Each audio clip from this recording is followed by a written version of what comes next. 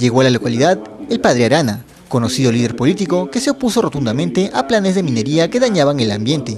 Ahora en campaña electoral viene recorriendo el país dando a conocer sus propuestas de gobierno. Hay cambios que no pueden esperar, como por ejemplo el tema de una reforma tributaria. No es posible que quienes están ganando inmensas cantidades de dinero se acojan por acuerdos y contratos ley que permite la Constitución fujimorista a burlar y a evadir impuestos importantes que podrían servir para el desarrollo del país. Una reforma tributaria se impone. El Perú es uno de los países que menos tributación tiene en toda América Latina. Necesitamos mínimamente acercarnos al promedio de tributación que en principio tenga como aspecto fundamental el que todos los peruanos sintamos que tenemos que aportar para el país. Aquí hay un serio problema no solo del sistema eficiente de tributación, sino de cultura tributaria. Se piensa que solo tienen que aportar algunos y no los otros, no todos. Tenemos que darnos cuenta que el gasto público sale de los aportes en impuestos de todos los peruanos. Y allí hay un largo camino por recorrer. Pero lo que no se puede permitir, por ejemplo, es que le cierren la bodeguita a la persona que no entregue una boleta en el barrio popular y que a la telefónica no se le cobren los impuestos. Ese tipo de situaciones y de cambios pueden y deben ocurrir en la brevedad, en el más corto plazo. Eso sí es posible. El pueblo peruano puede dar ese mandato y además las leyes nacionales e internacionales amparan que finalmente pueda haber una reforma en la política tributaria que nos ayude a resolver gran parte de los problemas de ingresos que puede tener el fisco, para que luego, segundo problema, haya además buen gasto y no se robe parte o gran parte del mismo. El sacerdote, y ahora líder político, se refirió a la tan controvertida Constitución del 93 y la intención de retomar la Constitución del 79, haciendo notar su interés de unificar aspectos de interés para la población en una nueva Constitución, para lo cual sería necesario una mayoría parlamentaria. Nosotros estamos planteando un cambio en la Constitución. No somos de aquellos que están pensando que toda la Constitución fujimorista es perversa y todo lo que allí se ha hecho está mal. No estamos pensando que un retorno a la Constitución del 79 de por sí resuelve todos los problemas. En términos políticos y ético-políticos, es verdad que no podemos seguir siendo gobernados por una Constitución que es fruto de una dictadura. Pero ese es el planteamiento ético-político. El planteamiento político-jurídico es que necesitamos ver qué avances hemos tenido en derecho constitucional. Voy a poner un ejemplo. La Constitución fujimorista reconoce en el artículo 149 que las rondas campesinas tienen jurisdicción especial para la administración de justicia en sus comunidades. Es decir, ha habido un avance en la comprensión del Estado pluricultural que somos. Porque eso fue puesto en la Constitución fujimorista. ¿Vamos a sacar el artículo 149? De ninguna manera. Sí sabemos, por ejemplo, que también esta Constitución reconoció la aymara como una lengua nacional.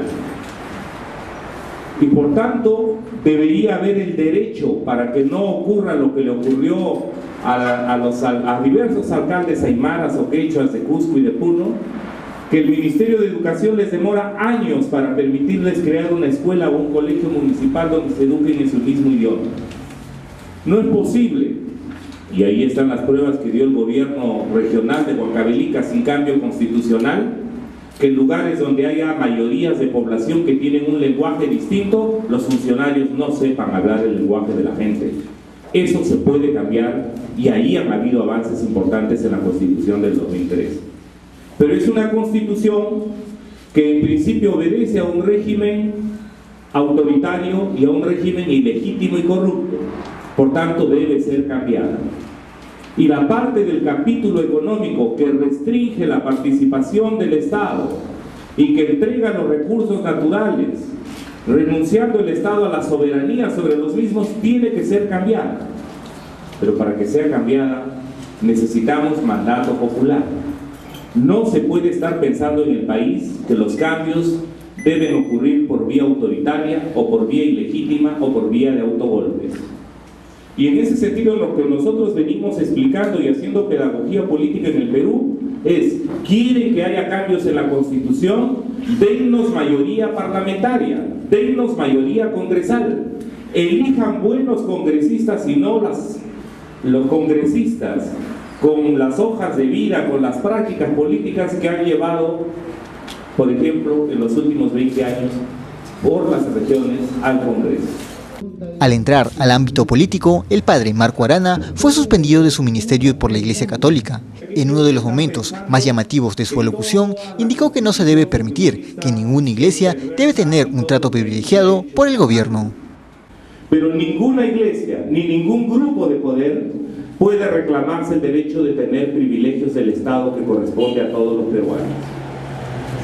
No puede ser posible, por ejemplo, y lo hemos denunciado en su tiempo, que para evitar la interpelación que podía haberlo llevado al desafuero a Yehude Simons, se haya negociado con el pastor Lai el hecho de que se den los mismos privilegios a las iglesias evangélicas que a la Iglesia Católica. En realidad, ninguna iglesia, ninguna confesión religiosa debería tener trato privilegiado del Estado. Para eso están sus feligreses. Otra cosa es si están metidas en servicio social, en trabajo social, pero no porque sean iglesias tendrán trato privilegiado. Por el contrario, habrá que decir claramente y explicar a la masa de feligreses católicos, como ocurre en otros países desarrollados. Serán los propios feligreses los que tendrán que sostener sus iglesias, porque lo que hay que garantizar es la libertad de credo religioso. Lo que hay que garantizar es el absoluto respeto a las libertades y la no discriminación. Pero este problema no se resuelve desde la crítica anticlerical. Nos merece el mayor respeto y la mayor admiración aquellas obras de organizaciones de la sociedad civil o de las iglesias que están haciendo un trabajo importante en sectores populares o alejados del país. Como nos merecerá el mayor rechazo los privilegios que lleven a que este tipo de organizaciones puedan hacer lobbies o puedan verse favorecidas por el poder político.